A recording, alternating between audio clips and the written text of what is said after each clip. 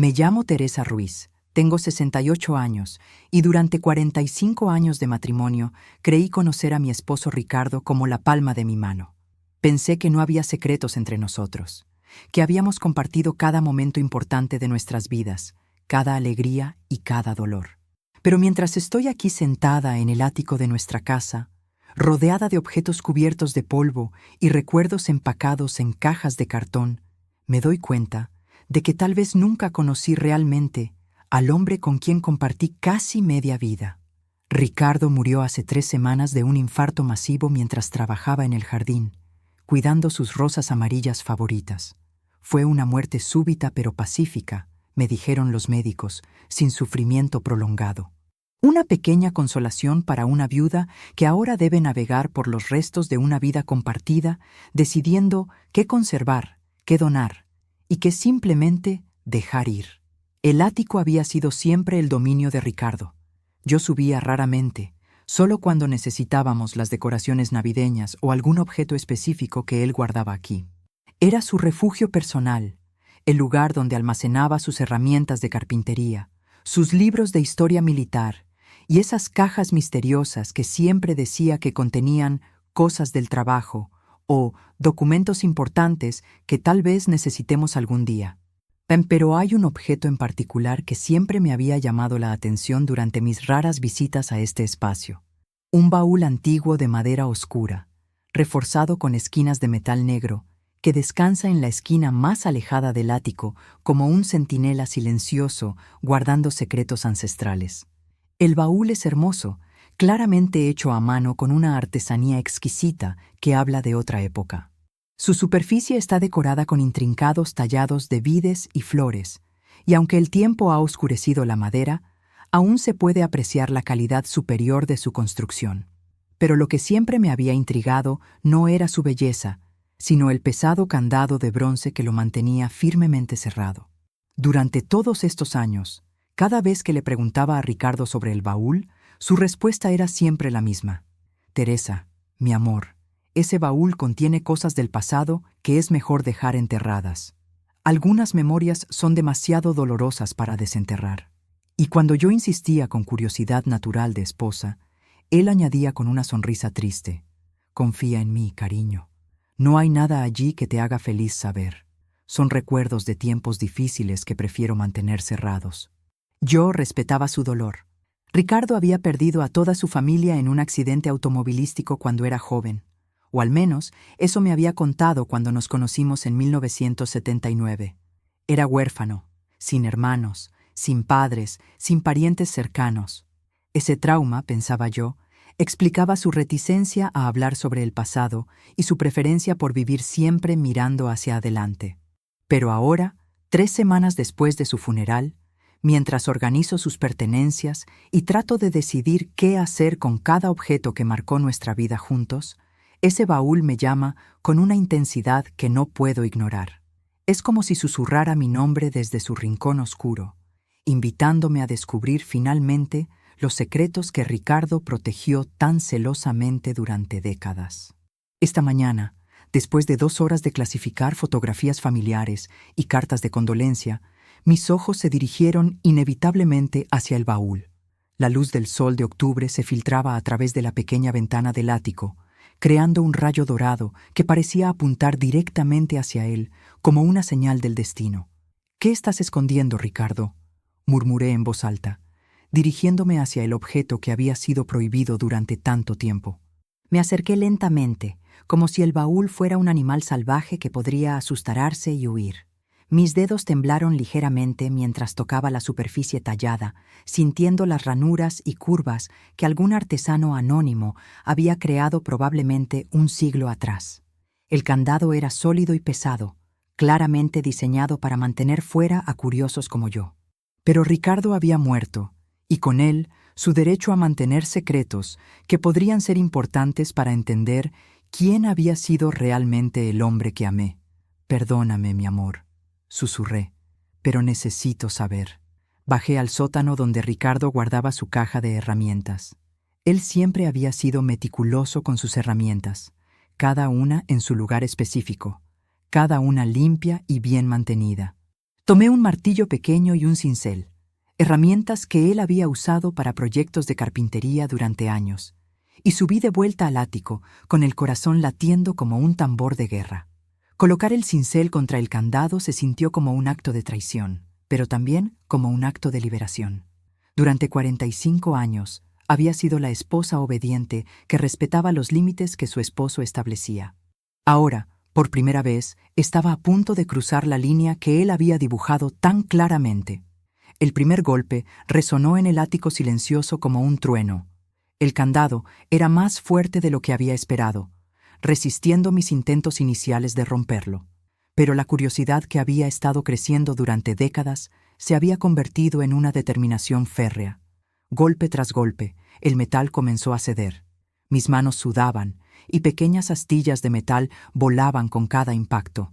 Finalmente, después de 20 minutos de trabajo persistente, escuché el sonido dulce y ominoso del metal rompiéndose.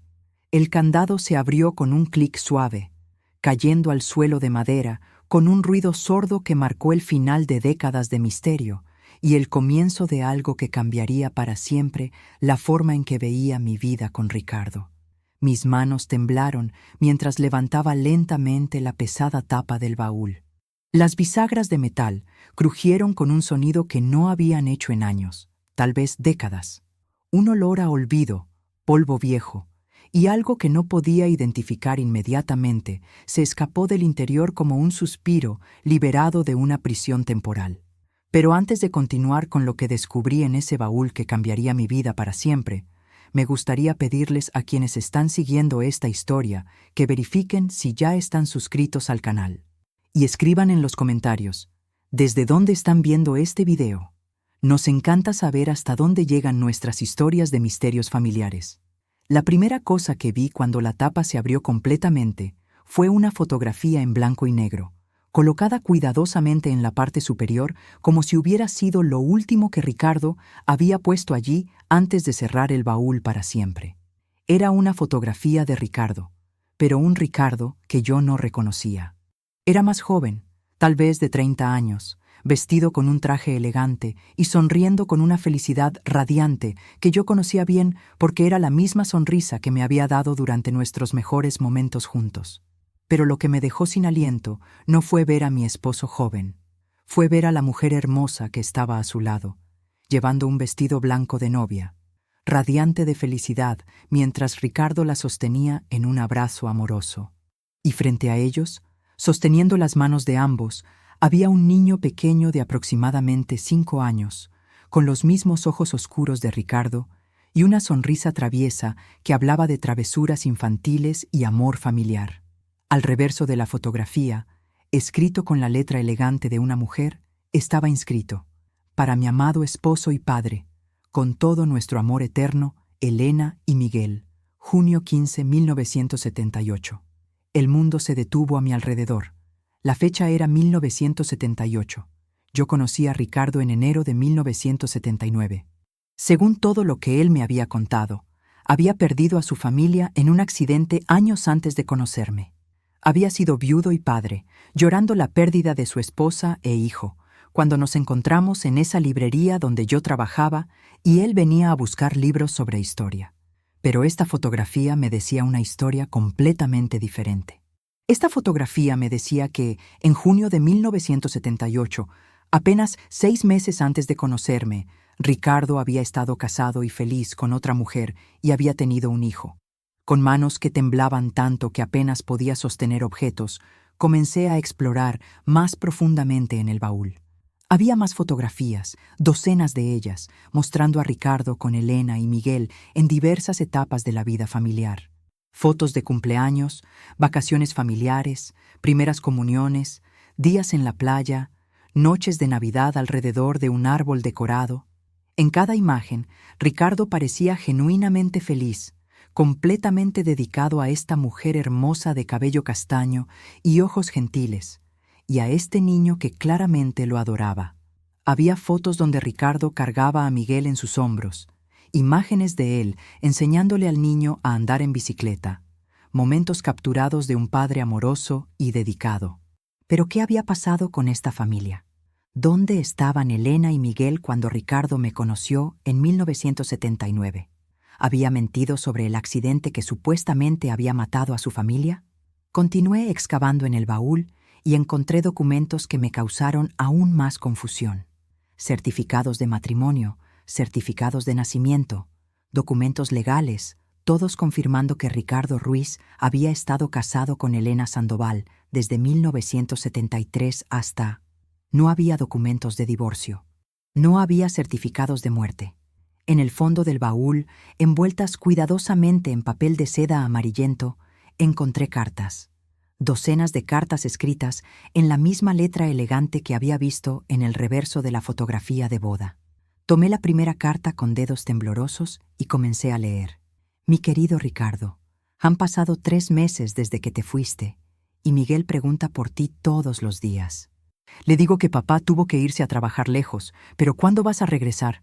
Prometiste que sería solo temporal, que encontrarías trabajo en la ciudad y después mandarías por nosotros. Miguel dibujó un dibujo para ti. Es de nuestra familia junta de nuevo. Lo incluyo con esta carta. Por favor, mi amor, escríbeme pronto. Te necesitamos. Con todo mi amor. Elena, 15 de septiembre, 1978. La carta cayó de mis manos como si estuviera en llamas. Ricardo no había perdido a su familia en un accidente. Los había abandonado.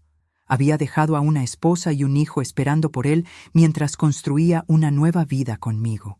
Tomé otra carta, esta fechada varios meses después. Ricardo, Miguel ha dejado de preguntar por ti. Los otros niños en la escuela le preguntaron dónde está su papá y él simplemente dice que no tiene uno. Mi corazón se rompe por él, Ricardo. ¿Cómo pudiste prometernos tanto y después simplemente desaparecer? Si has decidido que no quieres ser parte de nuestras vidas, al menos ten la decencia de decírmelo. Pero si aún hay algún amor en tu corazón por nosotros, regresa. Te estamos esperando. Elena, 2 de febrero, 1979. Febrero de 1979. La misma época en que Ricardo me estaba cortejando, llevándome a cenar, diciéndome que yo era la luz que había entrado en su vida después de años de oscuridad y soledad. Había una carta más reciente, fechada apenas unos años atrás. Ricardo, sé que probablemente nunca leas esto, pero necesito intentarlo una vez más. Miguel ahora tiene 40 años.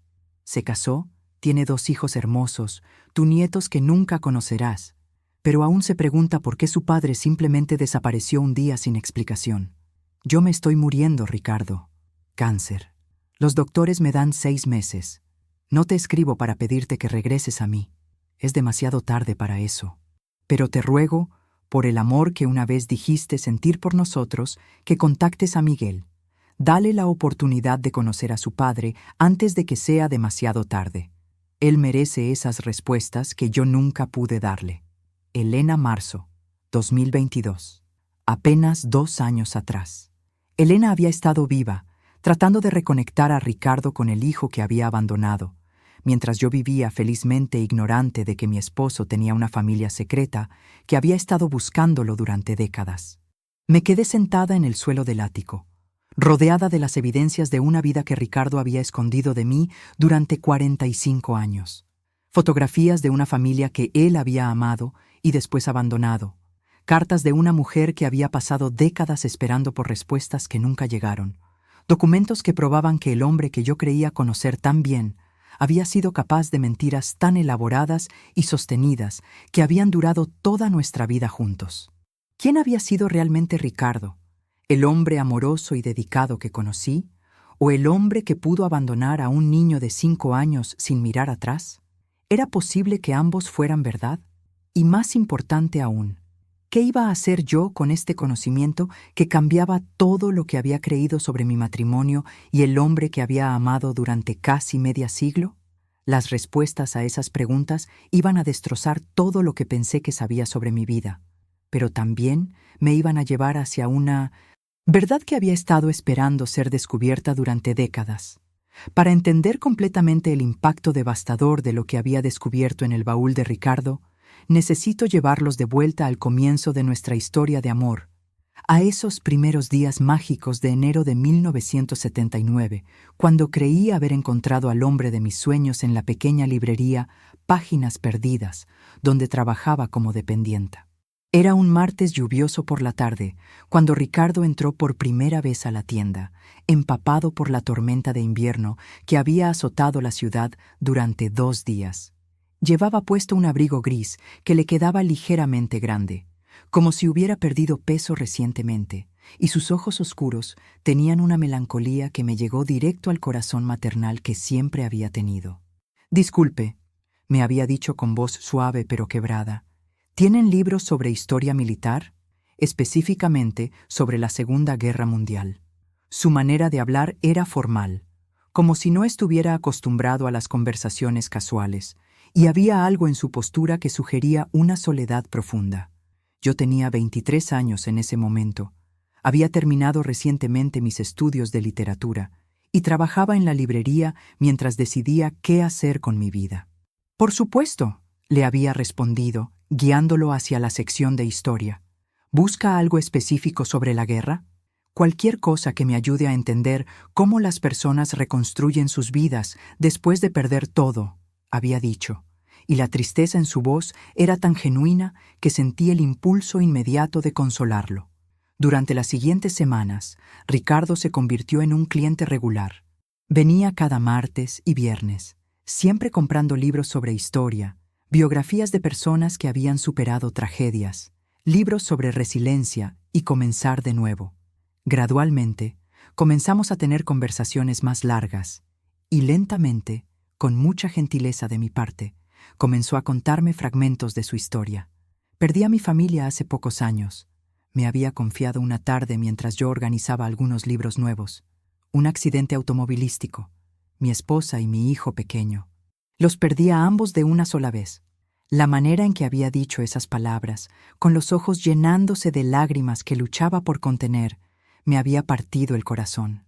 «Lo siento mucho», había susurrado, poniendo mi mano gentilmente sobre la suya. «Ha sido muy difícil», había continuado, «aprender a vivir cuando todo lo que te importaba simplemente desaparece. Por eso leo tanto sobre reconstruir la vida. Trato de entender cómo otras personas han logrado seguir adelante después de pérdidas devastadoras». Durante los siguientes meses, Ricardo me contó más detalles sobre su tragedia. Su esposa se llamaba María, me dijo, y su hijo había tenido 6 años. Habían estado regresando de un viaje familiar cuando un conductor borracho se estrelló contra ellos. Él había sobrevivido con heridas menores, pero su familia no. «El peor parte», me había dicho una noche después de que habíamos comenzado a salir formalmente, «es que el último recuerdo que tengo de ellos es de una discusión tonta que tuvimos antes de salir de viaje. Palabras airadas sobre algo completamente insignificante. Nunca tuve la oportunidad de decirles que los amaba una vez más. Yo había creído cada palabra. ¿Por qué no habría de creerle? Su dolor parecía tan auténtico, tan profundo y genuino. La manera en que sus ojos se nublaban cuando hablaba de su pérdida, la forma en que cambiaba de tema cuando las memorias se volvían demasiado intensas, todo parecía consistente con alguien que había experimentado un trauma terrible. «Teresa», me había dicho una noche de abril, 6 meses después de conocernos, mientras caminábamos por el parque cerca de mi apartamento, «tú has traído luz de vuelta a mi vida.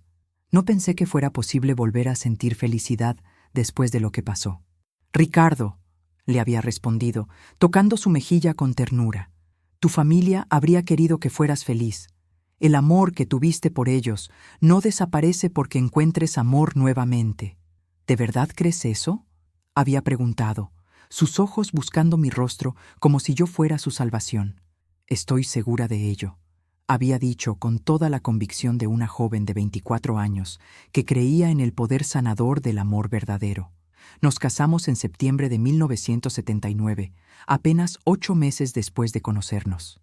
Fue una ceremonia pequeña e íntima, porque Ricardo no tenía familia que lo acompañara, y mis padres, aunque encantados con él, notaron que parecía un hombre que cargaba con un peso invisible. «Hay algo en sus ojos», había observado mi madre después de la ceremonia, como si estuviera huyendo de algo. «Mamá, está lidiando con la pérdida de su primera familia, le había explicado.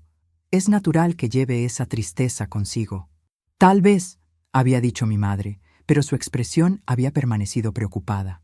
Durante nuestros primeros años de matrimonio, Ricardo había sido el esposo más atento y cariñoso que cualquier mujer pudiera desear.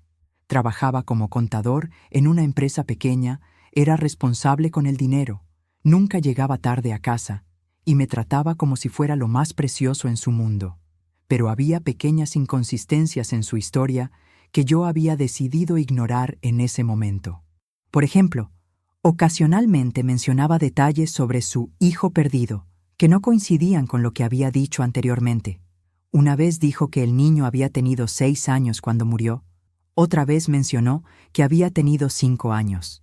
Cuando le pregunté sobre la discrepancia, simplemente había dicho que el dolor a veces nublaba su memoria de esos días. También estaba su reacción extraña a ciertos nombres. Una vez, mientras veíamos una película donde uno de los personajes se llamaba Miguel, había tenido lo que solo podía describirse como un ataque de pánico. Se había puesto pálido, había comenzado a sudar y había tenido que salir de la habitación. ¿Estás bien?, le había preguntado, siguiéndolo a la cocina donde se estaba sirviendo un vaso de agua con manos temblorosas. Ese nombre, había murmurado, era el nombre de mi hijo. Pero creí que dijiste que tu hijo se llamaba Carlos, había observado, confundida. Ricardo se había detenido completamente, el vaso a medio camino hacia sus labios. No, nunca dije Carlos, siempre dije Miguel. ¿Por qué pensarías que se llamaba Carlos? Yo había estado segura de que había mencionado el nombre Carlos en conversaciones anteriores, pero cuando insistí, él se había puesto defensivo y después triste, diciendo que hablar sobre su hijo perdido era demasiado doloroso y que tal vez los dos estábamos confundiendo detalles por el dolor que él sentía. Había otros momentos extraños también. Cartas que llegaban ocasionalmente dirigidas a Ricardo Sandoval en lugar de Ricardo Ruiz, su apellido. Cuando le pregunté sobre esto, había explicado que Sandoval había sido su apellido de soltero y que había cambiado legalmente a Ruiz después del accidente porque no podía soportar usar el mismo apellido que había compartido con su familia fallecida. Era demasiado doloroso ver ese nombre en documentos oficiales, había explicado. Ruiz era el apellido de soltero de mi madre. Cambiarme a ese nombre me ayudó a empezar fresco. Todas estas explicaciones habían sonado razonables en ese momento. El trauma puede hacer que las personas tomen decisiones que parecen extrañas para otros. El dolor puede nublar memorias y hacer que los detalles se vuelvan confusos. Yo había aceptado sus explicaciones porque lo amaba y porque quería ayudarlo a sanar. Pero había una cosa que siempre me había parecido particularmente extraña. Ricardo nunca quería hablar sobre los planes de tener hijos. Teresa me había dicho cuando llevábamos 2 años casados y yo había comenzado a mencionar mi deseo de ser madre. No estoy seguro de estar listo para ser padre otra vez. La idea de amar a otro niño y posiblemente perderlo, no sé si podría sobrevivir esa experiencia 2 veces. Pero Ricardo, había argumentado, no puedes vivir toda tu vida temiendo lo que podría pasar. Nuestros hijos serían diferentes. Esta sería nuestra familia, nuestra oportunidad de crear algo hermoso juntos. Dame tiempo, había dicho siempre. Solo necesito más tiempo para sanar. Pero el tiempo había pasado, y su resistencia a tener hijos nunca había disminuido. Después de 10 años de matrimonio, había aceptado que tal vez nunca seríamos padres, que el trauma de Ricardo era demasiado profundo para permitir que arriesgara su corazón otra vez. Ahora, sentada en el ático con las cartas de Elena en mis manos, entendía la verdadera razón por la que Ricardo nunca había querido tener hijos conmigo. No era porque temiera perder a otro hijo, era porque ya tenía un hijo que había abandonado y que probablemente crecía preguntándose por qué su padre había desaparecido de su vida sin explicación. Cada mentira que Ricardo me había contado durante 45 años de matrimonio ahora se revelaba bajo una nueva luz.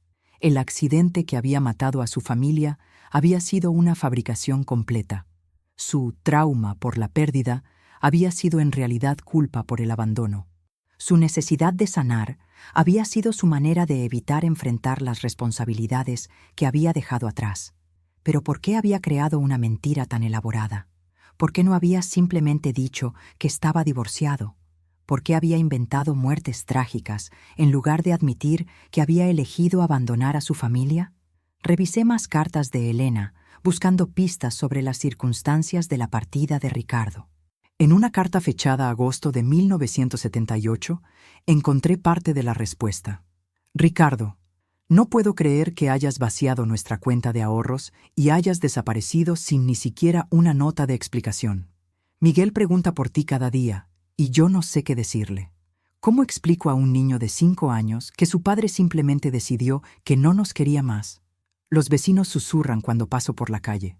Todos saben que te fuiste, y algunos dicen que probablemente hubo otra mujer. Por favor, Ricardo, si hay algo de amor que queda en tu corazón por nosotros, al menos escríbeme y explícame por qué.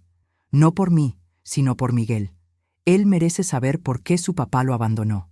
Otra mujer. Yo había sido la otra mujer, sin ni siquiera saberlo. Ricardo no había dejado a Elena por mí específicamente, pero había dejado a su familia para crear una nueva vida donde pudiera pretender que su pasado no existía. Las piezas del rompecabezas comenzaron a encajar de manera horrible.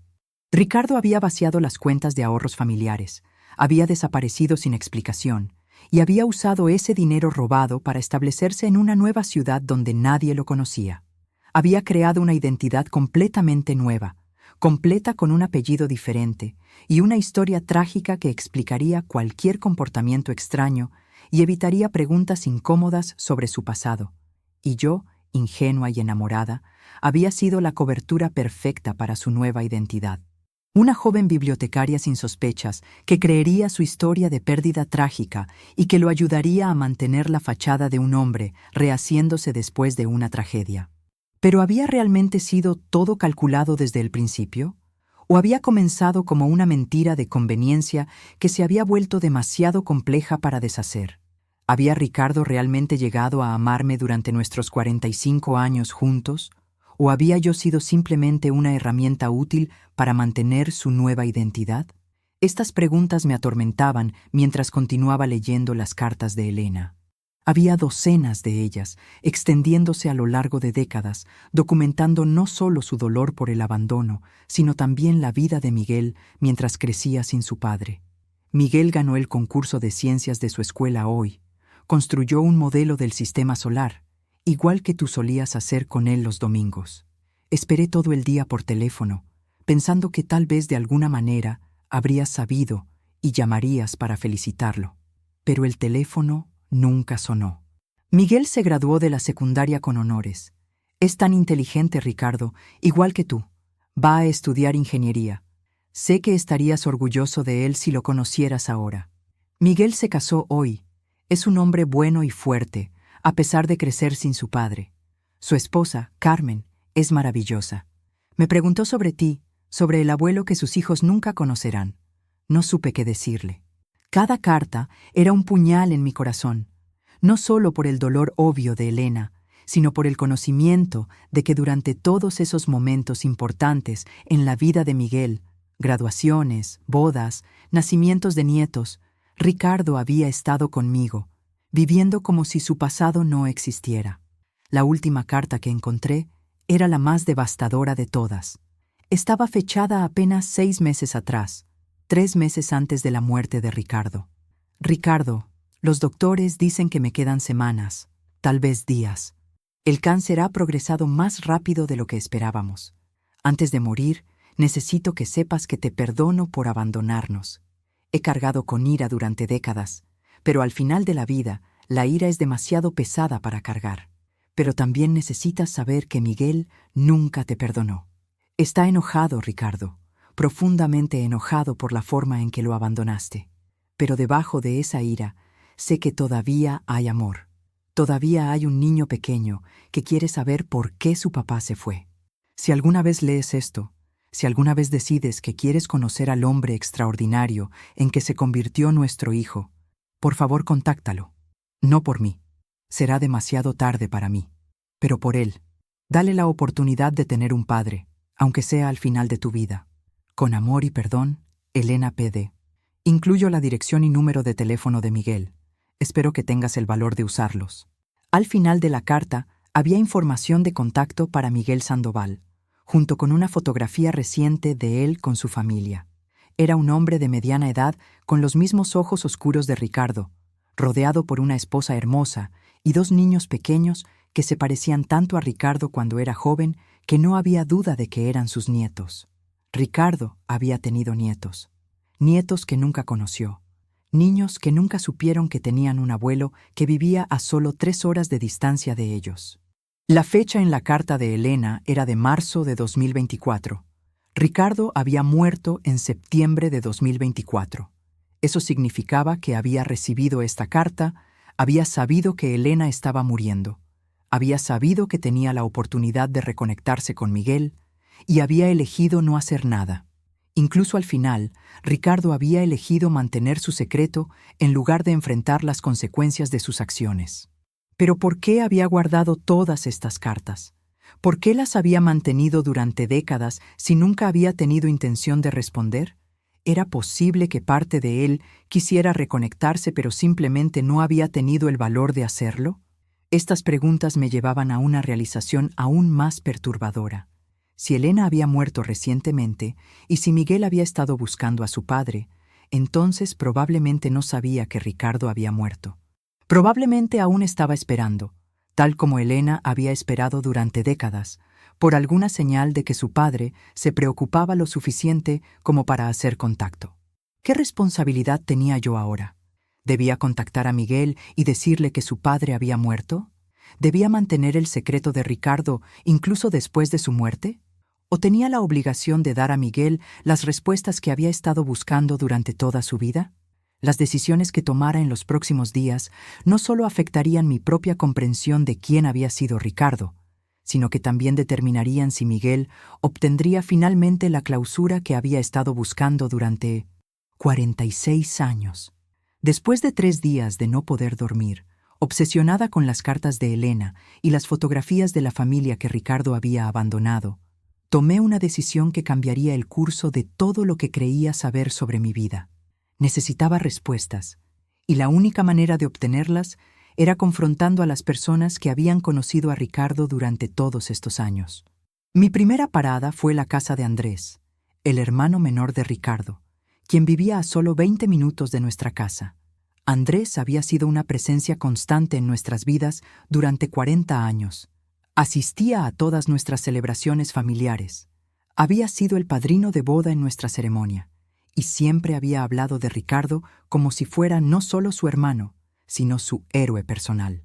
Cuando llegué a su casa esa mañana de octubre, llevando conmigo la caja de metal que contenía algunas de las fotografías y cartas más reveladoras, Andrés estaba en su jardín podando sus rosales. Al verme acercarme por el sendero de entrada, su rostro se iluminó con la sonrisa cálida que siempre había asociado con la familia de Ricardo. «¡Teresa!», exclamó, quitándose los guantes de jardinería y acercándose para darme un abrazo. «¿Cómo estás manejando todo, querida? Sé que estos últimos meses han sido terribles para ti». «Andrés», dije, tratando de mantener mi voz estable, «necesito preguntarte algo muy importante y necesito que me digas la verdad». Su sonrisa vaciló ligeramente, y noté cómo sus ojos se dirigieron brevemente hacia la caja que llevaba en mis manos. «Por supuesto, Teresa. Siempre puedes contar conmigo para ser honesto contigo». «¿Sabías que Ricardo tuvo una familia antes de conocerme?». El silencio que siguió fue tan largo y tenso que pude escuchar el sonido de los autos pasando por la calle distante y el murmullo del viento a través de las hojas de los árboles de su jardín. Andrés me miró durante un momento que pareció eternidad, su rostro atravesando una serie de emociones: sorpresa, pánico, resignación y finalmente algo que parecía ser alivio. «Teresa», dijo finalmente, su voz apenas un susurro, «¿dónde encontraste esa información?». «En un baúl que Ricardo mantuvo cerrado durante toda nuestra vida matrimonial», respondí, abriendo la caja y sacando la fotografía de boda de Ricardo con Elena y Miguel. Esta fotografía está fechada en junio de 1978, 6 meses antes de conocerme. ¿Sabías sobre Elena y Miguel?». Andrés se dejó caer en una de las sillas de jardín, su rostro perdiendo todo color. Se quedó mirando la fotografía durante varios minutos antes de hablar. «Teresa», dijo finalmente, «siéntate, por favor». Me senté en la silla frente a él, mi corazón latiendo tan fuerte que estaba segura de que podía escucharse. «Sí», admitió. Sabía sobre Elena y Miguel. Todos lo sabíamos. ¿Todos? ¿Quiénes son todos? Mi esposa Carmen, nuestros hijos, algunos de los amigos más cercanos de Ricardo, mi madre antes de morir. Teresa, la mayoría de las personas que conocían a Ricardo antes de 1979 sabían que había estado casado y que tenía un hijo. La revelación me golpeó como una bofetada física. ¿Y ninguno de ustedes pensó que yo tenía el derecho de saber que me había casado con un hombre que había abandonado a su familia? Andrés se inclinó hacia adelante, poniendo su cabeza entre sus manos. Teresa, tienes que entender las circunstancias. Cuando Ricardo desapareció en 1978, toda la familia estaba devastada. No solo había abandonado a Elena y Miguel, había robado todos sus ahorros familiares. Elena tuvo que mudarse de vuelta con sus padres. Tuvo que conseguir 2 trabajos para mantener a Miguel. ¿Y eso justificaba mentirme durante 45 años? No. Andrés levantó la cabeza, sus ojos llenos de lágrimas. Nada justifica eso. Pero Teresa, cuando Ricardo regresó en 1979 contigo, parecía haber encontrado redención. Parecía genuinamente arrepentido de lo que había hecho. ¿Arrepentido? Si estaba tan arrepentido, ¿por qué nunca contactó a Elena y Miguel? Porque tenía miedo, admitió Andrés. Tenía miedo de que Miguel lo odiara. Tenía miedo de que Elena lo demandara por abandono. Tenía miedo de que si intentaba reconstruir su relación con ellos, perdería la nueva vida que había construido contigo. ¿Entonces decidió simplemente pretender que ellos no existían? Teresa, tienes que entender que Ricardo era un hombre débil en muchas maneras. Era inteligente, era trabajador, podía ser muy amoroso, pero cuando se trataba de enfrentar conflictos emocionales difíciles, su instinto era huir. ¿Por qué huyó de Elena en primer lugar? ¿Qué pasó en su matrimonio? Andrés suspiró profundamente. Según lo que sé, Ricardo y Elena se casaron muy jóvenes. Él tenía 22 años, ella tenía 20. Miguel nació un año después. Al principio parecían felices, pero Ricardo comenzó a sentirse atrapado por las responsabilidades familiares. ¿Atrapado? Tenía sueños de viajar, de ser escritor, de ver el mundo, pero con una esposa y un hijo, estaba atado a un trabajo de oficina que odiaba, viviendo en una casa pequeña que apenas podían pagar. Comenzó a resentirse. ¿Resentirse con Elena y Miguel? No exactamente. Se resentía con la vida que había elegido antes de estar listo para ello. Elena no tenía la culpa, y Miguel ciertamente no la tenía, pero Ricardo comenzó a ver su familia como obstáculos para la vida que realmente quería vivir. La imagen que Andrés pintaba de Ricardo era la de un hombre inmaduro y egoísta que había elegido su propia comodidad sobre las necesidades de su familia. Era difícil reconciliar esa imagen con el hombre amoroso y responsable que había conocido. Entonces, ¿simplemente decidió irse? No fue tan simple. Hubo meses de peleas, de Ricardo llegando tarde a casa, de él hablando sobre necesitar espacio y encontrarse a sí mismo. Elena trató de ser paciente, trató de apoyarlo, pero él se volvía más y más distante. ¿Y un día simplemente desapareció? Un día le dijo a Elena que tenía que hacer un viaje de negocios por una semana. Empacó una maleta, vació las cuentas bancarias y nunca regresó. Dejó una nota que básicamente decía que no podía seguir viviendo esa vida y que sería mejor para todos si él no estuviera. ¿Una nota? ¿Eso es todo? Eso es todo. Elena esperó durante semanas por una llamada telefónica, una carta, alguna explicación adicional, pero nunca llegó nada. Y cuando él regresó un año después conmigo, ¿ustedes simplemente decidieron fingir que Elena y Miguel no existían? Andrés se quedó silencio durante un largo momento. Teresa, cuando Ricardo te trajo a conocer a la familia en 1980, nos contó que había estado casado antes, pero que su esposa había muerto en un accidente. Dijo que había inventado esa historia porque era demasiado vergonzoso admitir que había abandonado a su familia. ¿Entonces ustedes sabían que me estaba mintiendo desde el principio? Sabíamos que te había mentido sobre las circunstancias de cómo terminó su primer matrimonio, sí. Pero Teresa, también podíamos ver cuánto te amaba. Nunca había visto a Ricardo tan feliz, tan dedicado a alguien. Parecía genuinamente transformado. ¿Pero nunca pensaron que yo tenía el derecho de conocer la verdad? Al principio pensamos que él te diría la verdad eventualmente. Pero pasaron los meses, después los años, y se volvió más y más difícil imaginar cómo podría explicar haber mentido durante tanto tiempo. Andrés, ¿alguna vez alguien de ustedes sugirió que Ricardo debería contactar a Elena y Miguel? Muchas veces, admitió. Especialmente mi madre. Ella adoraba a Miguel cuando era pequeño, y le rompía el corazón saber que estaba creciendo sin su padre. Pero cada vez que alguien mencionaba el tema, Ricardo se ponía defensivo y decía que era demasiado tarde, que ya había causado demasiado daño. ¿Y ustedes simplemente aceptaron eso? Teresa, tienes que entender que Ricardo era mi hermano mayor. Cuando éramos niños, él me protegía de los bullies, me ayudaba con la tarea, siempre estaba ahí cuando lo necesitaba. Incluso cuando sabía que había hecho algo terrible, una parte de mí aún lo veía como mi héroe. ¿Pero sabían que Elena seguía tratando de contactarlo? ¿Cómo sabes sobre eso? Porque encontré décadas de cartas que ella le envió. Cartas que él guardó pero nunca respondió.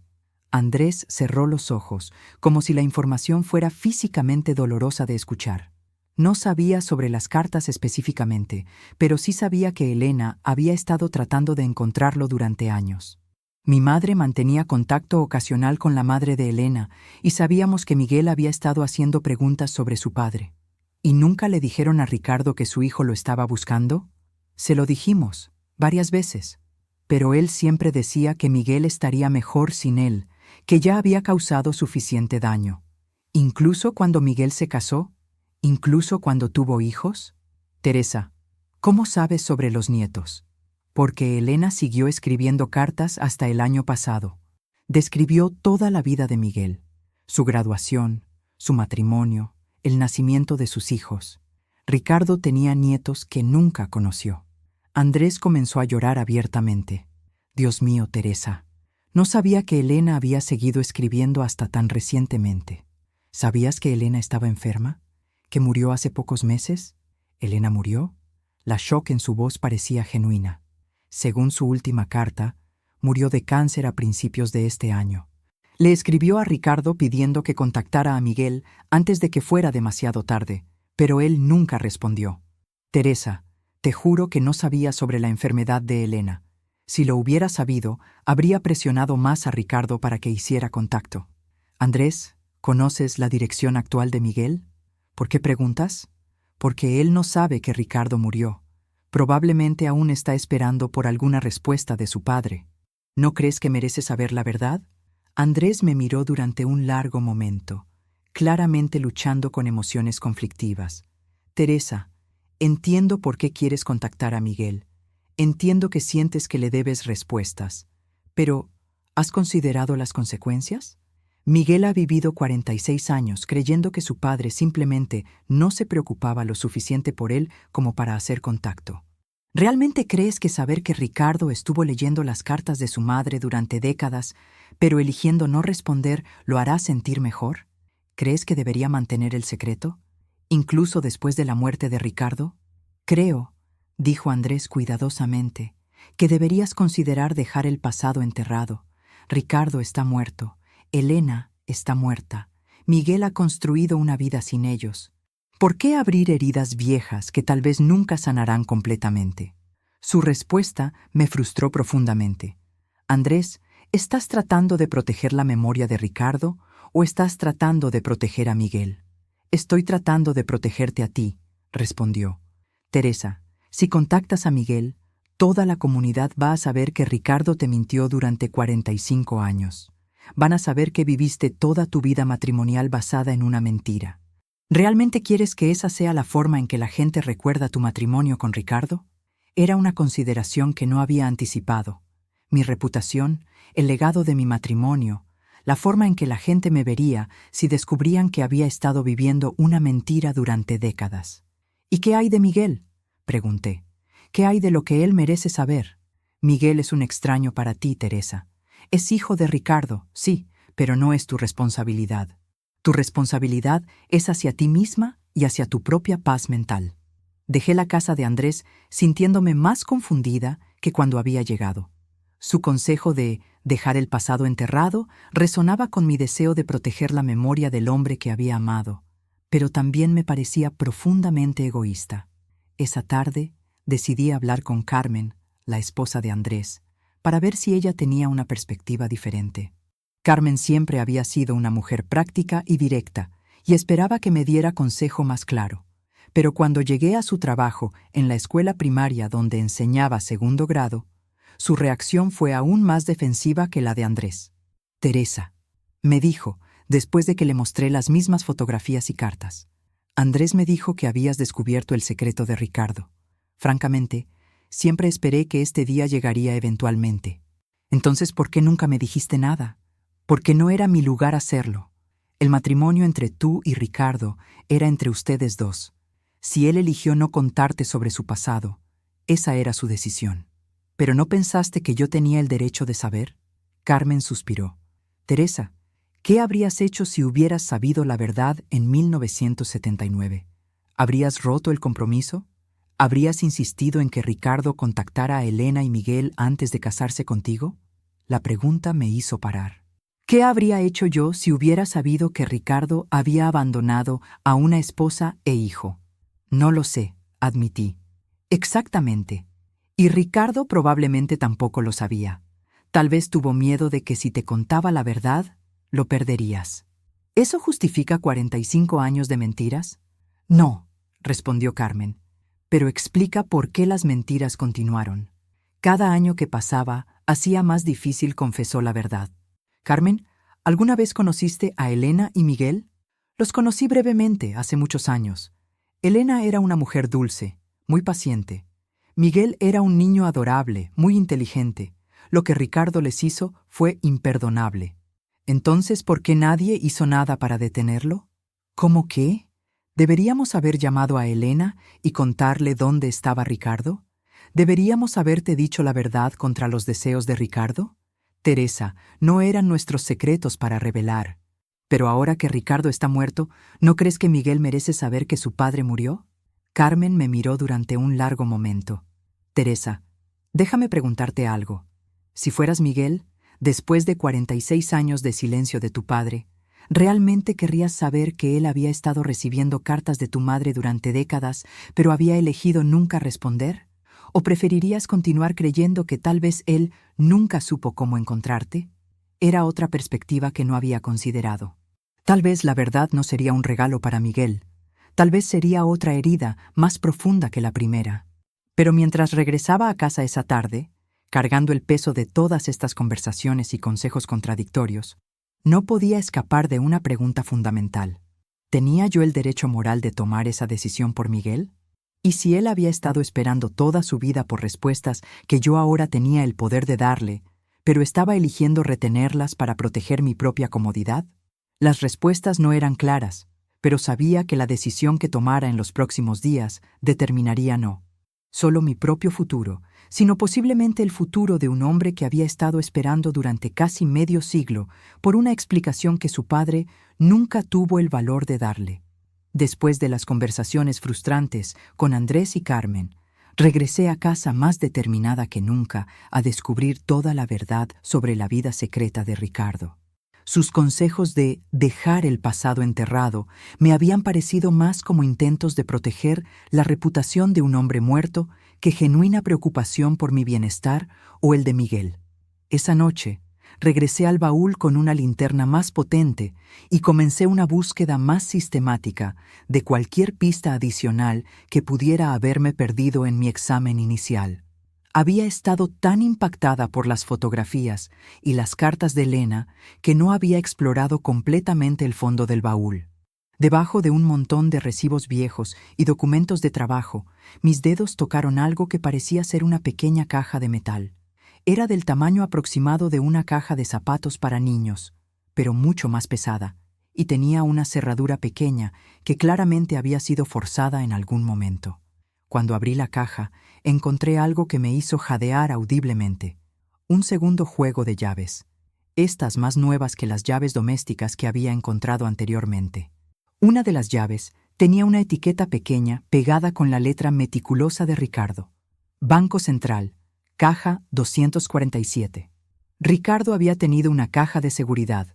Durante 45 años de matrimonio, había mantenido una caja de seguridad secreta de la que yo no sabía nada. Al lado de las llaves había un pequeño cuaderno de direcciones que contenía información que nunca había visto. Números de teléfono sin nombres asociados, direcciones en ciudades donde nunca habíamos vivido juntos. Y lo más perturbador de todo, anotaciones mensuales que parecían ser recordatorios de pagos. Elena, $800, 15 de cada mes. Colegio Miguel, 1,200, semestral, gastos médicos. Elena, $2,500, según necesidad. Ricardo no solo había abandonado a su familia, había estado enviándoles dinero durante décadas. Dinero que había salido de nuestro presupuesto familiar. Dinero que yo había asumido que estaba yendo hacia nuestros ahorros de jubilación o gastos domésticos normales. La fecha más reciente en el cuaderno era de febrero de 2024, apenas 7 meses antes de su muerte. Incluso cuando Elena estaba muriendo de cáncer, Ricardo había estado enviando dinero para sus gastos médicos, pero había sido demasiado cobarde para hacer una llamada telefónica o escribir una carta. A la mañana siguiente, conduje directamente al Banco Central del centro de la ciudad. Era un edificio imponente de ladrillos rojos que había estado en operación desde principios del siglo XX. Nunca había entrado allí. Ricardo y yo teníamos nuestras cuentas en un banco comunitario más pequeño cerca de casa. «Buenos días», le dije a la recepcionista, una mujer mayor con cabello plateado perfectamente peinado. «Mi esposo murió recientemente y encontré llaves para una caja de seguridad aquí. Necesito acceso a la caja». «Por supuesto, señora. Voy a necesitar ver su certificado de defunción, identificación y prueba de que usted está autorizada para acceder a la caja». Había traído todos los documentos necesarios, incluyendo una copia del testamento de Ricardo que me nombraba como su heredera universal. Después de 20 minutos de papeleo y verificaciones, una empleada llamada Sandra me guió hacia la sala de cajas de seguridad en el sótano del banco. La caja 247 ha estado registrada bajo el nombre de Ricardo Sandoval desde 1979. Me informó Sandra mientras caminábamos por un pasillo lleno de cajas metálicas de varios tamaños. «Es una de nuestras cajas más antiguas». «¿Ricardo Sandoval?», pregunté, fingiendo confusión. Mi esposo se llamaba Ricardo Ruiz. Eso es extraño. Pero los números de identificación coinciden, así que debe ser un error de documentación de hace décadas». Sandra usó su llave maestra junto con la llave que había encontrado, y la caja 247 se abrió con un clic metálico suave. «Tómese todo el tiempo que necesite», me dijo Sandra. «Hay una habitación privada al final del pasillo donde puede examinar el contenido con privacidad». La caja era más grande de lo que había esperado, aproximadamente del tamaño de una gaveta de archivo. Cuando la llevé a la habitación privada y levanté la tapa, lo que encontré adentro cambió completamente mi comprensión no solo de quién había sido Ricardo, sino de cómo había estado viviendo una doble vida durante décadas. El primer elemento que saqué fue una carpeta gruesa etiquetada «Correspondencia personal». Contenía copias de todas las cartas que Ricardo le había enviado a Elena durante los años. Cartas que documentaban su envío de dinero mensual, sus disculpas repetidas y sus promesas de, algún día, hacer las cosas correctas. Una carta fechada en abril de 1982 decía: «Querida Elena, sé que el dinero no puede compensar por mi ausencia, pero espero que ayude con los gastos de Miguel. He incluido fondos adicionales para su uniforme escolar y libros. Espero que esté prosperando en sus estudios. A menudo me pregunto cómo se ve ahora, si aún le gusta construir cosas con bloques, como cuando era pequeño. Algún día tendré el valor de explicar por qué tuve que irme, pero ahora solo puedo decir que fue la decisión más difícil que he tenido que tomar. Por favor, dile a Miguel que su papá piensa en él todos los días. Con cariño y arrepentimiento, Ricardo». Otra carta de 1995 decía: «Elena, recibí la fotografía de la graduación de Miguel de la escuela secundaria. Se ve tan adulto, tan serio en su toga y birrete. Me duele no haber estado allí para verlo caminar por el escenario. Incluí dinero extra este mes para cualquier celebración que quieras organizar en mi ausencia. He pensado muchas veces en contactar directamente a Miguel, pero ¿qué podría decirle? ¿Cómo podría explicar por qué su padre desapareció cuando él más me necesitaba? Es mejor que piense que soy un cobarde distante que enfrentar la posibilidad de que me odie cuando conozca la verdad completa sobre por qué me fui. Ricardo. Había docenas de cartas similares, extendiéndose a lo largo de décadas, todas mostrando un patrón consistente. Ricardo enviando dinero religiosamente, preguntando sobre Miguel, expresando arrepentimiento, pero nunca teniendo el valor de establecer contacto directo. La segunda carpeta en la caja estaba etiquetada «Documentos financieros» y contenía registros meticulosos de cada pago que Ricardo había enviado a Elena durante 45 años. Los números eran asombrosos. Pagos mensuales de manutención, $800 por mes durante 45 años, 432,000 gastos educacionales para Miguel, aproximadamente 50,000 en total. Gastos médicos de emergencia, 75,000 durante los años contribuciones para la boda de Miguel, 15,000 regalos de Navidad y cumpleaños enviados anónimamente, 25,000 dólares. En total, Ricardo había enviado más de 600,000 dólares a Elena y Miguel durante las décadas, dinero que había salido de los ingresos que yo había asumido que estaba contribuyendo enteramente a nuestro hogar familiar. Pero lo más perturbador no era el dinero en sí, sino la cuidadosa contabilidad que Ricardo había mantenido. Había llevado registros detallados de cada centavo, como si fuera un negocio en lugar de manutención familiar. Había notas sobre qué gastos había cubierto, recordatorios de fechas importantes en la vida de Miguel, incluso copias de reportes escolares que Elena había incluido con sus cartas de agradecimiento. La tercera carpeta contenía fotografías que Elena había enviado a lo largo de los años, documentando la infancia y adultez de Miguel. Había fotos de él en cada etapa de su desarrollo, aprendiendo a andar en bicicleta, en uniformes de equipos deportivos, graduándose de la universidad, en su boda, sosteniendo a sus bebés recién nacidos. En el reverso de cada fotografía, Elena había escrito pequeñas notas. Miguel, 8 años, ganó el primer lugar en la Feria de Ciencias. Miguel, 16 años, capitán del equipo de debate. Miguel, 22 años, graduación universitaria, ingeniería. Miguel, 28 años, día de su boda con Carmen. Miguel, 35 años, con su hijo Ricardo. Sí, lo nombró por ti. Ricardo había tenido un nieto que llevaba su nombre. Un nieto que probablemente había sido nombrado en honor a un abuelo que el niño nunca conocería. En el fondo de la caja encontré algo que me dejó completamente sin palabras. Un sobre grueso etiquetado para Miguel. Abrir solo después de mi muerte. Con manos temblorosas, abrí el sobre. Contenía una carta de 20 páginas escrita en la letra familiar de Ricardo, junto con un testamento separado que nunca había visto antes. La carta comenzaba: Mi querido hijo Miguel, si estás leyendo esto, significa que finalmente he muerto y que tu madre o alguien más ha decidido darte las respuestas que yo no tuve el valor de darte mientras vivía. No sé cómo comenzar a explicar por qué abandoné a ti y a tu madre cuando tenías 5 años. No sé cómo justificar 46 años de cobardía. Solo puedo contarte la verdad y esperar que algún día puedas encontrar una manera de perdonar al padre que te falló de la manera más fundamental posible.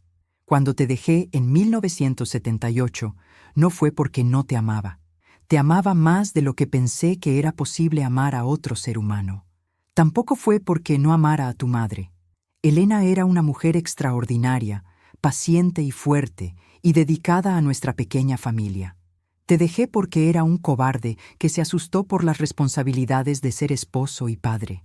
A los 26 años, me convencí de que había arruinado mi vida al casarme y tener un hijo tan joven.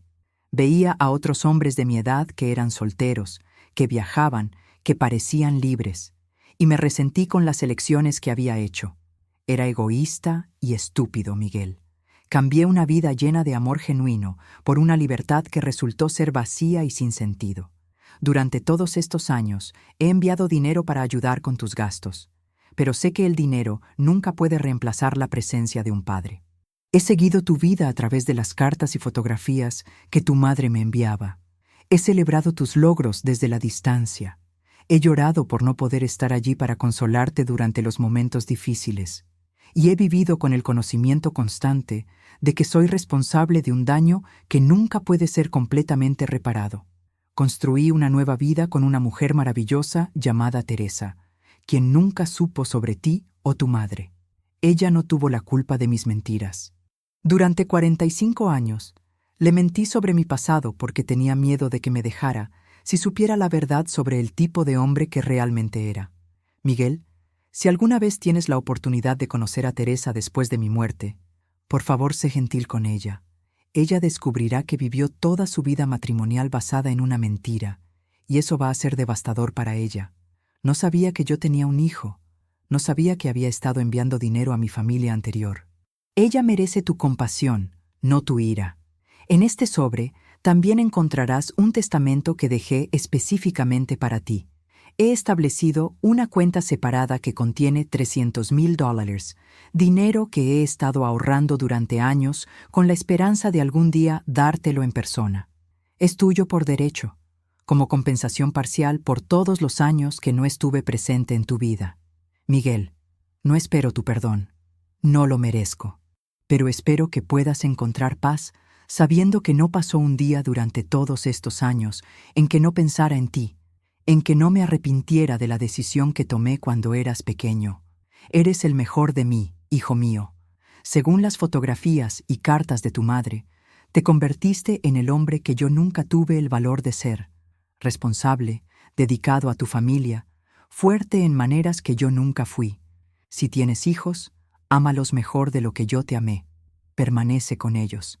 Sé el padre que yo debería haber sido, pero no tuve el valor de ser. Con amor infinito y arrepentimiento eterno, tu padre, Ricardo. Cuando terminé de leer la carta, estaba llorando tan fuerte que apenas podía ver. Toda mi comprensión de quién había sido Ricardo se había vuelto a reconfigurar completamente. No había sido el hombre sin emociones que había abandonado fríamente a su familia y nunca había mirado atrás. Había sido un hombre débil y cobarde, sí, pero también un hombre que había llevado la culpa y el arrepentimiento durante décadas, que había tratado de compensar financieramente por su ausencia emocional, y que al final había querido que su hijo conociera la verdad.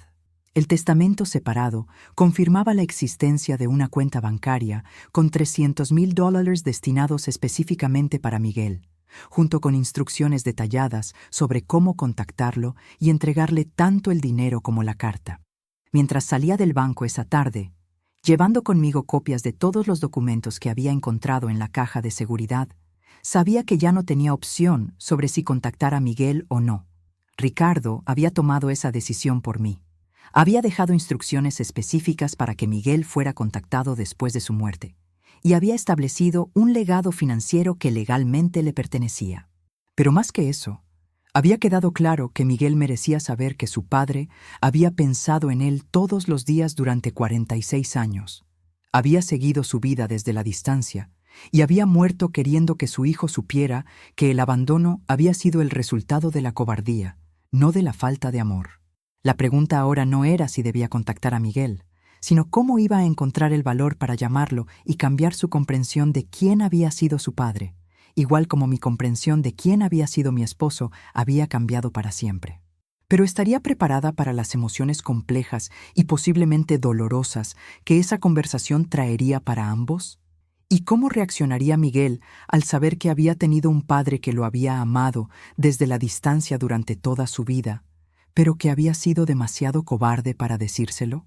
Durante 3 días después de descubrir la carta de Ricardo para Miguel y el testamento secreto, luché conmigo misma sobre cómo proceder.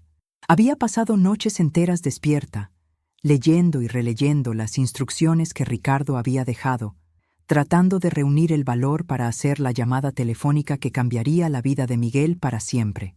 Finalmente, el jueves por la mañana, decidí que no podía postergar más la inevitable. Miguel tenía 51 años ahora. según mis cálculos, lo suficientemente adulto para manejar cualquier emoción compleja que pudiera surgir de esta revelación. Y más importante aún, había vivido 46 años con preguntas sobre por qué su padre lo había abandonado. Merecía respuestas, incluso si esas respuestas fueran complicadas y dolorosas. Con manos temblorosas, marqué el número que había encontrado en la última carta de Elena. El teléfono sonó 3 veces antes de que una voz masculina profunda respondiera. ¿Hola? ¿Miguel Sandoval? Pregunté, mi voz apenas un susurro nervioso. Sí, habla Miguel. ¿Con quién hablo? Mi nombre es Teresa Ruiz. Yo era la esposa de Ricardo Ruiz. Creo que usted lo conocía como Ricardo Sandoval. El silencio que siguió fue tan largo que pensé que la llamada se había cortado. «Señora», dije finalmente. «¿Mi padre?» Su voz sonaba estrangulada, como si las palabras fueran físicamente difíciles de pronunciar. «¿Usted conocía a mi padre? Miguel, ¿podríamos encontrarnos en persona? Hay muchas cosas que necesito contarle, cosas que no puedo explicar adecuadamente por teléfono. ¿Él está vivo?» La pregunta me partió el corazón. «No, Miguel. Ricardo murió hace 3 meses de un ataque cardíaco. Pero dejó algo para usted. Dejó explicaciones, respuestas a preguntas que probablemente ha tenido durante toda su vida. Su voz se quebró. Señora Teresa, ¿podríamos encontrarnos mañana? ¿Hay algún lugar que sea conveniente para usted? ¿Conoce la cafetería Memories en la calle principal? Es tranquila, podríamos hablar con privacidad. Estaré allí a las 2 de la tarde, dijo. ¿Cómo la reconoceré? Tendré una carpeta manila conmigo y estaré llevando una blusa azul. Y Miguel, prepare yourself emocionalmente. Lo que voy a contarle va a cambiar todo lo que pensó que sabía sobre su padre. Esa noche no pude dormir en absoluto. Pasé horas organizando todos los documentos que iba a mostrar a Miguel. La carta de Ricardo, las copias de los registros financieros, algunas de las fotografías de su infancia que Ricardo había guardado, y los documentos del testamento que le dejaba los $300,000. Llegué a la cafetería Memories 30 minutos antes de la hora acordada. Elegí una mesa en un rincón tranquilo y pedí un té que sabía que no podría beber debido a mis nervios. A las 2:10 de la tarde, un hombre alto con cabello castaño oscuro mezclado con gris y los mismos ojos penetrantes de Ricardo entró al restaurante, mirando alrededor cautelosamente. Cuando nuestros ojos se encontraron, no hubo duda de que era Miguel. Era como ver a Ricardo a los 50 años, si Ricardo hubiera tenido la postura y confianza que solo vienen de enfrentar las responsabilidades de la vida en lugar de huir de ellas. «¿Teresa?», preguntó mientras se acercaba a mi mesa. «Miguel», respondí, poniéndome de pie. «Gracias por venir». Se sentó frente a mí, estudiando mi rostro con una intensidad que me recordó dolorosamente a Ricardo cuando estaba tratando de resolver un problema complejo. «Señora Teresa», comenzó, «¿puedo preguntarle cuánto tiempo estuvo casada con mi padre?» 45 años, respondí.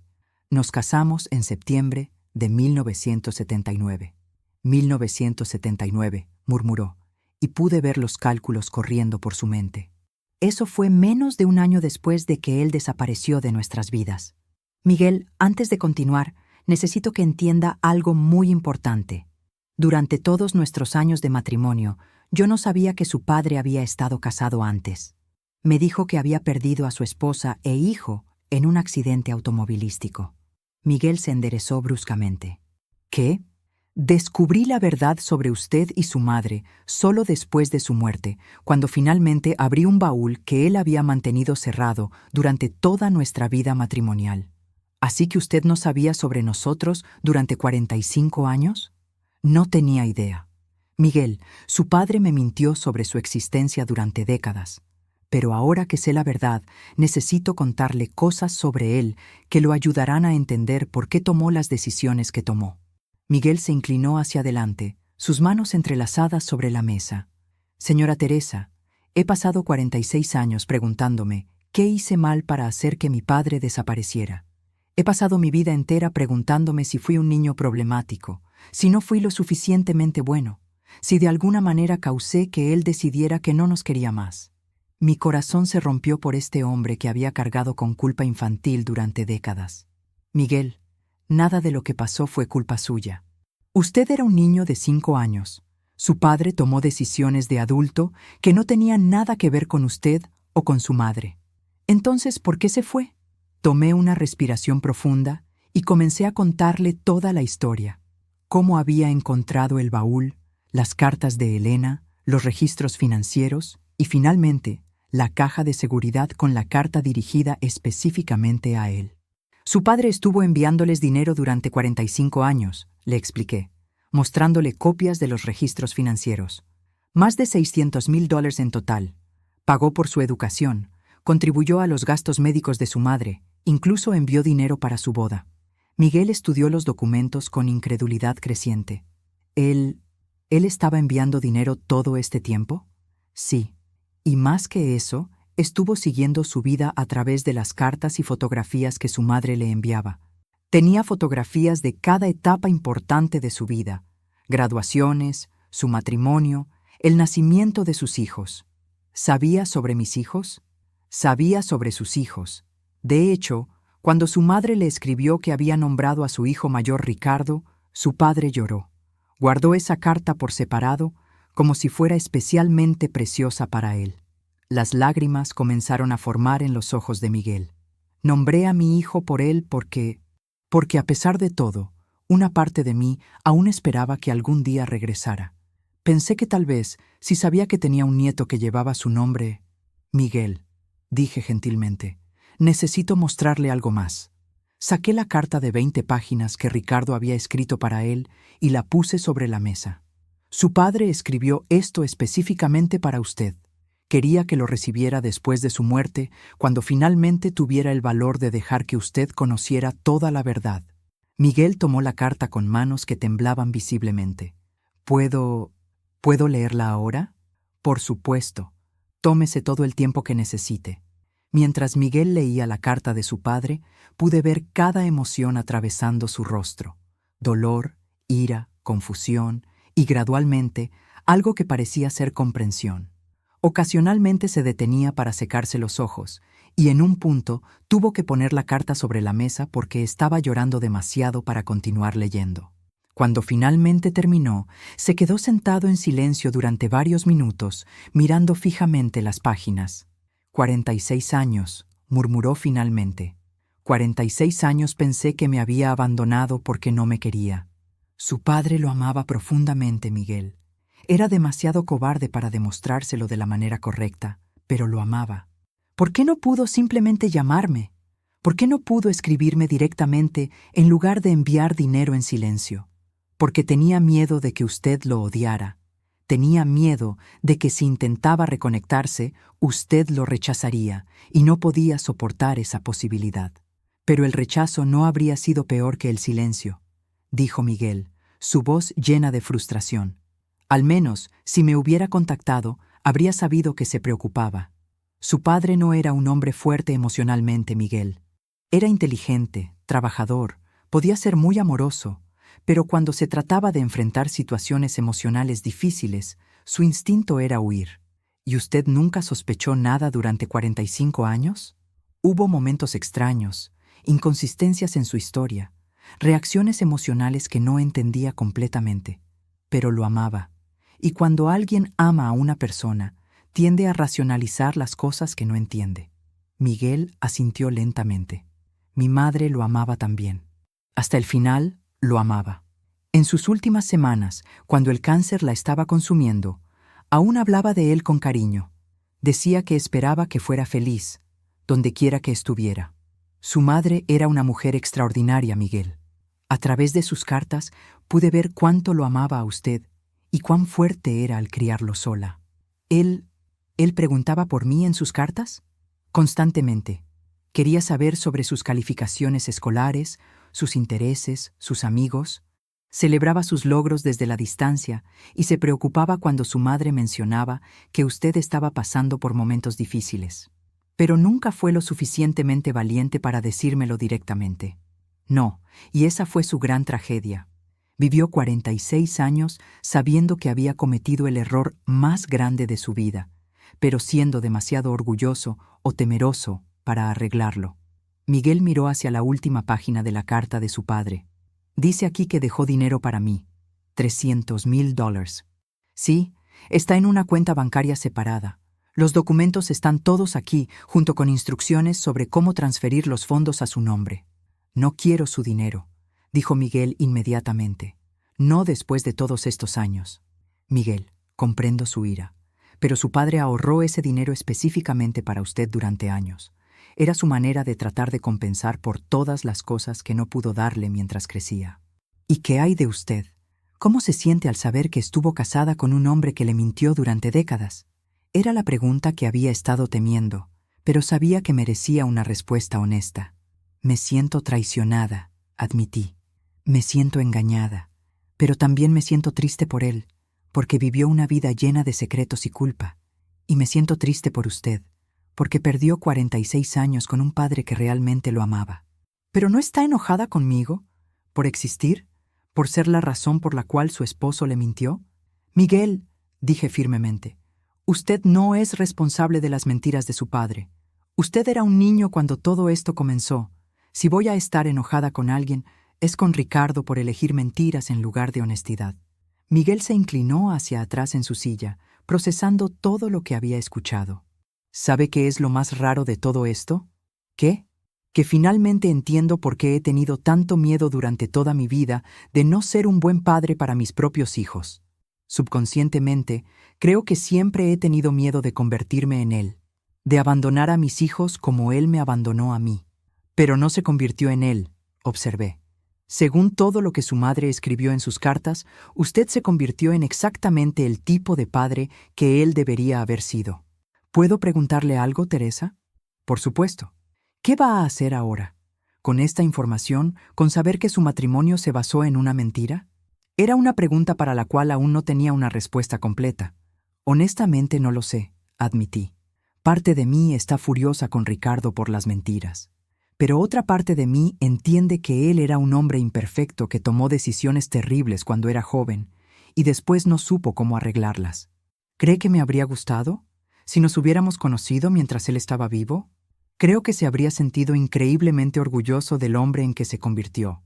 Y creo que usted habría visto en él a un hombre que lo amaba profundamente, incluso si era demasiado cobarde para demostrárselo de la manera correcta. Miguel se quedó sentado en silencio durante un largo momento, mirando las fotografías de su infancia que había traído. Teresa, dijo finalmente, ¿le molestaría si le hago una propuesta? ¿Qué tipo de propuesta? Me gustaría que conociera a mi familia, a mi esposa Carmen, a mis hijos. Han pasado toda su vida preguntándose sobre su abuelo, y creo que les encantaría conocer a la mujer que lo hizo feliz durante 45 años. La propuesta me sorprendió completamente. ¿De verdad querría eso? Teresa, usted es la única conexión que tengo con mi padre. A través de usted, tal vez pueda entender mejor quién era él, más allá de sus errores. Y tal vez, agregué, sintiendo una calidez inesperada en mi corazón, a través de usted, pueda entender mejor al hombre con quien estuve casada durante tanto tiempo. ¿Entonces acepta conocer a mi familia? Me encantaría, respondí, y por primera vez desde que había abierto el baúl de Ricardo, sentí algo que se parecía a la esperanza. Mientras nos despedíamos esa tarde, Miguel me abrazó con la misma fuerza gentil que había conocido en los abrazos de Ricardo. Gracias, susurró, por darme finalmente las respuestas que he estado buscando durante toda mi vida. Gracias a usted, respondí, por ayudarme a entender que incluso los secretos más dolorosos a veces pueden llevar a conexiones hermosas. Pero ¿cómo cambiaría esta nueva relación con Miguel mi comprensión de quién había sido Ricardo? ¿Y qué significaría tener una familia expandida que incluía a los hijos y nietos del hombre que había amado, pero que nunca había conocido completamente? Las respuestas a esas preguntas determinarían si podría encontrar paz con el pasado complicado de Ricardo, o si estas revelaciones crearían nuevas heridas que nunca podrían sanar completamente. 3 semanas después de mi encuentro con Miguel en la cafetería, me encontré parada frente a una casa suburbana de 2 pisos con jardín delantero perfectamente cuidado, nerviosamente ajustando el ramo de flores que había traído para Carmen, la esposa de Miguel. Era una tarde soleada de noviembre, y las hojas de otoño creaban una alfombra dorada en el sendero que llevaba a la puerta principal. «Teresa», dijo Miguel mientras abría la puerta, «me alegra mucho que haya venido». Durante las 3 semanas que habían pasado desde nuestro primer encuentro, Miguel y yo habíamos hablado por teléfono varias veces. Cada conversación había revelado más detalles sobre la vida que Ricardo se había perdido, y gradualmente había comenzado a desarrollarse entre nosotros una conexión que trascendía la tragedia de nuestras circunstancias. «Miguel, esta es mi esposa Carmen». Me presentó a una mujer hermosa de aproximadamente 45 años, con cabello castaño oscuro y ojos cálidos que inmediatamente me recordaron a Elena por la gentileza que irradiaban. «Señora Teresa», dijo Carmen, tomando mis manos en las suyas, «Miguel me ha contado tanto sobre usted. No puedo imaginar lo difícil que debe haber sido descubrir todo esto después de tantos años. Ha sido complicado», admití. «Pero conocer a Miguel ha hecho que todo sea más fácil de entender. Y estos», continuó Miguel, «son mis hijos». Un niño de aproximadamente 12 años se acercó tímidamente, seguido por una niña de 9 años que claramente había heredado los ojos expresivos de la familia Sandoval. «Este es Ricardo», dijo Miguel, poniendo su mano en el hombro del niño mayor. «Y esta es Elena». Los nombres me golpearon como una onda emocional. Miguel había nombrado a sus hijos por su padre ausente y su madre fallecida, manteniendo viva la memoria familiar incluso a través de décadas de abandono. «Hola», dijo el pequeño Ricardo con la seriedad de un niño que había sido briefed sobre la importancia de esta visita. «¿Usted conocía a mi abuelo?» «Sí», respondí, arrodillándome para estar a su altura. «Estuve casada con tu abuelo durante muchos años. Él habría estado muy orgulloso de conocerte». «¿Por qué nunca vino a visitarnos?», preguntó Elena con la honestidad directa de una niña de 9 años. Miguel intercambió una mirada con Carmen antes de responder. «Tu abuelo cometió errores cuando era más joven, errores que lo hicieron sentirse muy triste y avergonzado. A veces, cuando los adultos se sienten así, no saben cómo arreglar las cosas». «¿Pero ahora ya no puede arreglarlas porque murió?», preguntó Ricardo. «No puede arreglarlas directamente», respondí, «pero dejó cartas y regalos para ustedes, cosas que demuestran que siempre los amó, incluso si no pudo demostrar ese amor de la manera correcta». Carmen nos guió hacia la sala de estar, donde había preparado té y galletas caseras. Las paredes estaban cubiertas de fotografías familiares, bodas, graduaciones, vacaciones, cumpleaños, todos los momentos importantes que forman el tejido de una familia unida. «Miguel me mostró las cartas que su padre dejó», dijo Carmen mientras servía el té. «Debo admitir que al principio estaba enojada con él. Como madre, no puedo imaginar cómo alguien podría abandonar a su hijo. Pero después de leer su carta», añadió Miguel, «comencé a entender que él no era un hombre malo, solo un hombre débil que tomó decisiones terribles cuando era joven y después no supo cómo rectificarlas». «Su padre», dije, «me enseñó muchas cosas sobre el amor durante nuestros años juntos, pero también me enseñó, sin quererlo, que el amor sin valor para enfrentar las verdades difíciles puede causar tanto daño como la ausencia de amor». «¿Usted lo perdonó?», preguntó Carmen. «¿Por mentirle durante tanto tiempo?». Había pensado mucho sobre esa pregunta durante las últimas semanas. «Estoy en proceso de perdonarlo. No puedo cambiar el hecho de que me mintió durante 45 años, pero puedo elegir no llevar esa ira conmigo por el resto de mi vida». «¿Y qué hay de nosotros?», preguntó Miguel. «¿Puede perdonarnos por existir, por ser la razón de sus mentiras?». «Miguel», dije firmemente, «ustedes no necesitan mi perdón porque no hicieron nada malo. Si acaso, yo debería pedirles perdón por haber vivido la vida que ustedes deberían haber tenido con Ricardo». «No», intervino Carmen. «Usted también fue víctima de sus mentiras. La diferencia es que usted tuvo 45 años de amor genuino con él, mientras que Miguel tuvo 46 años de preguntas sin respuesta». «Pero ahora las preguntas tienen respuestas», observó Miguel. «Y esas respuestas, aunque dolorosas, me han dado paz de maneras que no esperaba». Durante las siguientes 2 horas compartimos historias sobre Ricardo. Yo les conté sobre su amor por la jardinería, su obsesión con los libros de historia, su manera de canturrear mientras cocinaba los domingos por la mañana. Miguel compartió sus pocos pero preciosos recuerdos de su padre. Cómo le enseñaba a construir cosas con bloques de madera, cómo lo cargaba en sus hombros durante los paseos por el parque, cómo le leía cuentos antes de dormir con voces diferentes para cada personaje. ¿Sabe qué es lo más extraño?, dijo Miguel en un momento. Muchas de las cosas que usted describe sobre él son exactamente como yo lo recordaba de cuando era pequeño. Su risa, la manera en que movía las manos cuando explicaba algo, su paciencia para enseñar cosas nuevas. Eso significa que la persona que ustedes recuerdan y la persona con quien yo viví era la misma persona genuina, respondí. Sus mentiras fueron sobre las circunstancias, no sobre quién era él fundamentalmente. Abuela Teresa, dijo la pequeña Elena de repente, usando un título que me llenó de calidez inesperada. ¿Tienes fotos de abuelo Ricardo? Tengo muchas fotos, sonreí, sacando el álbum que había traído conmigo. Y también tengo fotos de ustedes que él guardó. Los ojos de los niños se abrieron con asombro mientras les mostraba las fotografías que Elena había enviado a Ricardo durante años. Fotos de Miguel en diferentes etapas de su vida, fotos de su boda con Carmen y fotos de los niños desde bebés hasta sus edades actuales. ¿Abuelo tenía fotos nuestras?, preguntó Ricardo, tocando con reverencia una imagen de sí mismo aprendiendo a andar en bicicleta. Tenía fotos de cada momento importante de sus vidas, les expliqué. Las guardaba en una caja especial y las miraba a menudo. En el reverso de muchas de ellas escribía pequeñas notas sobre lo orgulloso que estaba de ustedes. ¿Puedo ver las notas?, preguntó Elena. Le mostré el reverso de una fotografía de ella en su recital de danza del año anterior, donde Ricardo había escrito: «Mi nieta Elena, tan talentosa y hermosa como su bisabuela, por quien fue nombrada». ¿Él sabía sobre mi recital de danza?, preguntó Elena con asombro. Lo sabía, y estaba muy orgulloso de ti. Miguel se había quedado silencioso, observando a sus hijos descubrir que habían tenido un abuelo que los había amado desde la distancia durante toda su vida.